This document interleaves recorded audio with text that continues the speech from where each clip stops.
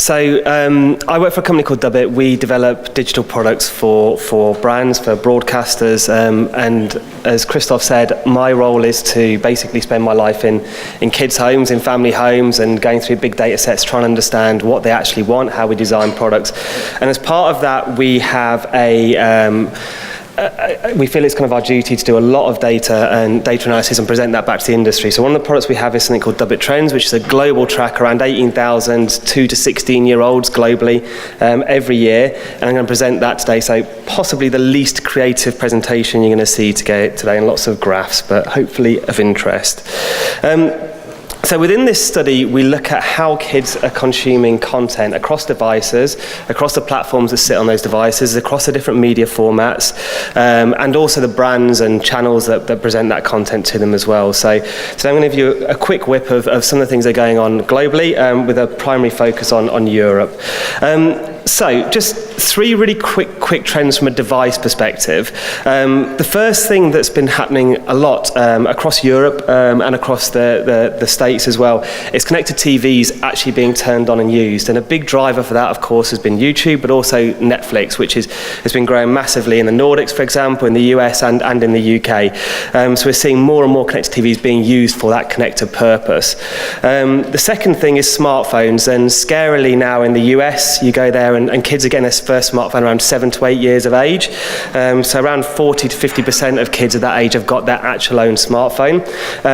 In Europe, it's still a little bit slower. So actually, it's really around 11 plus where kids are kind of getting over that 50% where they get their first smartphone. It's a huge impact on how they consume content, the length of content they consume, the way they socialize around that content as well.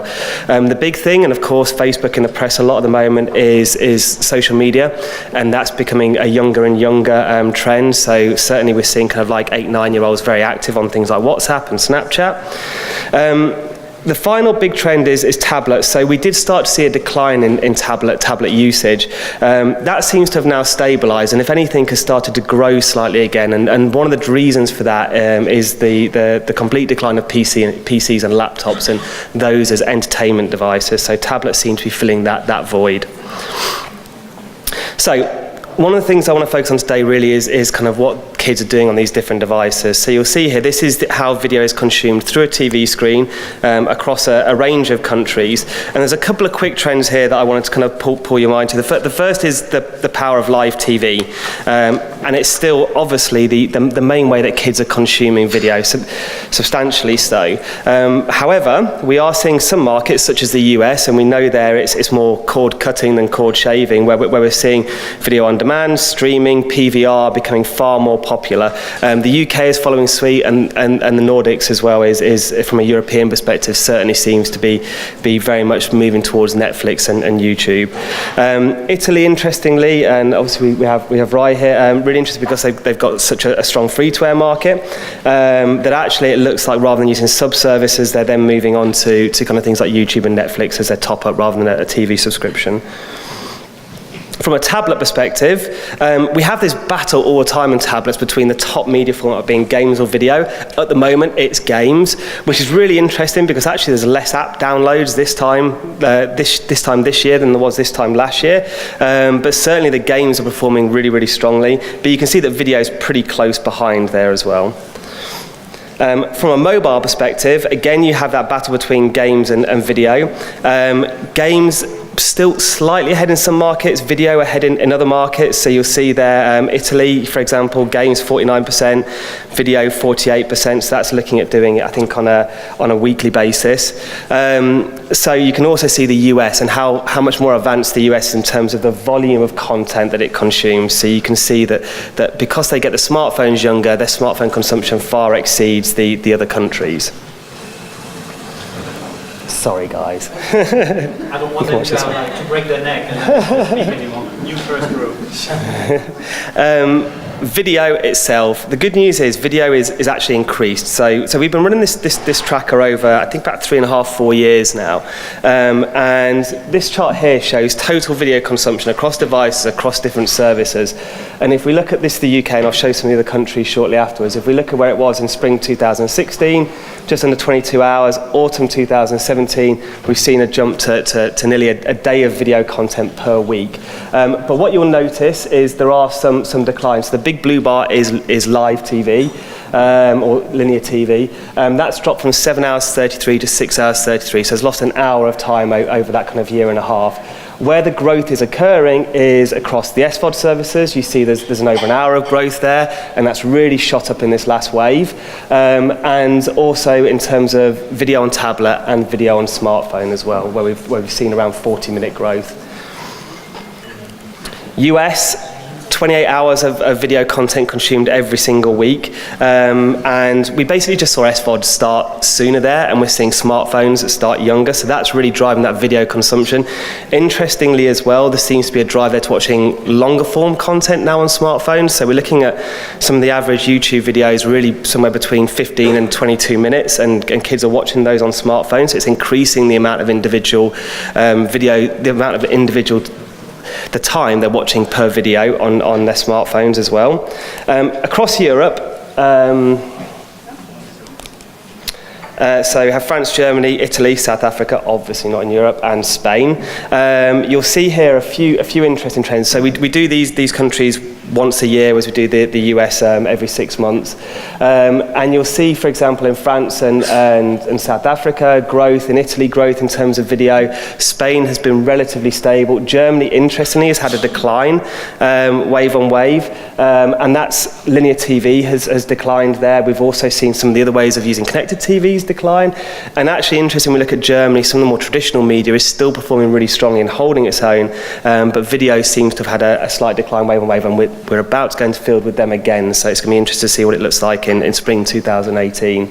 But generally, what's happened here is we're now seeing countries like Italy and South Africa, we're seeing that mobile growth start to occur as well.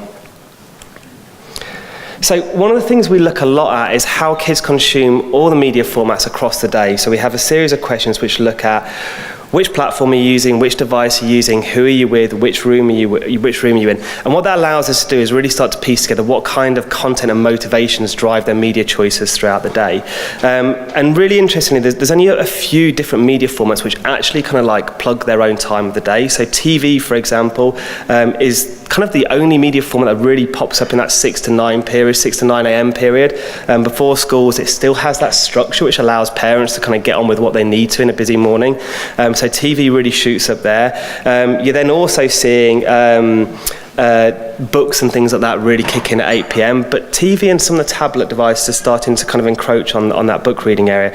What you see around the 4 to 6 p.m. or in some countries around the 6 to 8 p.m. is all the media noise. So that's when all the devices get turned on. But specifically watching TV still pretty much sits above that. So watching online video. As you can see, much lower in the morning, so parents still a little bit more precious about giving their kids access to digital when they're doing the school run. It's a lot harder to get them off that device. But you're seeing now, for example, in the UK, you see online video really, really powerful 4 to 8 p.m. And a big driver of that is kids hearing about videos at school, going home, checking out their YouTube commentators. We're seeing a lot of YouTubers now start to create and push content after school time, so they have almost like a schedule, so kids know when they get home that YouTube video will be up and they're waiting for it, so it creates an appointment to view. And just really summing that up from the different ages perspective, what we look a lot at is what are the motivations and kind of like mind frames those different times of the day. So if we look at the kind of the preschool age, they really have different things and different types of content and devices they want to interact with at different times. Quite often in the morning, they're looking at a kind of distraction. They're looking at much more casual kind of sit back consumption. Late morning we start seeing, for example, more use of tablets for creative activities. So a lot of the VOD or kind of multi-format apps that we're working on at the moment, having like creative products inside there. So they watch a cartoon, then they draw a picture related to that cartoon. That kind of content really gets consumed in the late morning, early afternoon. And then you look at in the evening, we look at kind of that more sit back and play experience. So that's kind of where things like late afternoon, where Toca Boca sits, for example. But also from a video perspective, of course, you start seeing bedtime routines kick in, really changes the type of content they expect. When we go older, the most interesting behaviour I've seen here is, and this was actually a Viacom study, was the chill out long form, where we found a group of boys that actually took the tablet, took it to their parents' bedroom. It's the quietest place in the house, and they would then kind of almost man cave, and they would have their chill out time where no one interrupted them, and they'd start watching these half an hour, 45-minute Minecraft videos, skateboarding videos, and that kind of content, because they really wanted just to be left alone and to not have to have noise and things going around them. And really interesting, not to have to choose content. They wanted that scheduled content, they wanted it pushed at them, whereas at other times of the day, they're much happier to flick through content at that kind of late, early evening time when there's been all the hecticness of the day, there's been a media bombardment. They're much more looking for curators to serve them content. So, from a content perspective, we also ask across different types of video formats, and we ask across different media genres as well. What are their favourite things? This is 2 to 15-year-olds here. And you'll notice that humour obviously comes out top. Wildlife animals is usually second, not in Spain or Turkey, interestingly, but mostly the country's wildlife and animals is top. Then it's a battle between action adventure, sci-fi in some markets, and music. And one of the things we look a lot at in the different countries is what kind of media genres are in each of those countries. And I can say from getting into family homes, and from looking at the content, music is probably the most underrepresented of those different media genres, and one that kids are asking and looking for more of, especially as they look to kind of express themselves creatively. Types of video consumed, good news, I guess, for here today is animation is still the number one globally. So this kind of looks roughly at different kind of video formats, and you can see that animation performs really, really strongly. When you go into some of the differences across markets, UK seems to have more of a slant towards learning than Italy and France for their entertainment content. We tend to find that European parents expect the school or the family to educate, and the TV or the digital experience to actually be more about entertainment. In the US, for example, you see education being really important there. Most popular brands. So these are the most popular brands. So we ask kids what their top 3 toys, top 3 TV shows, top 3 apps, top 3 social. Top 5 most loved TV series across the different countries. So obviously we have the likes of Paw Patrol, Peppa Pig, PJ Masks performing really well. But you'll notice in markets like Brazil, Malaysia, Turkey, we have a lot of localized content as well. And Germany certainly performs well from that perspective. I know I'm running through this really quickly. I will share the slides with you.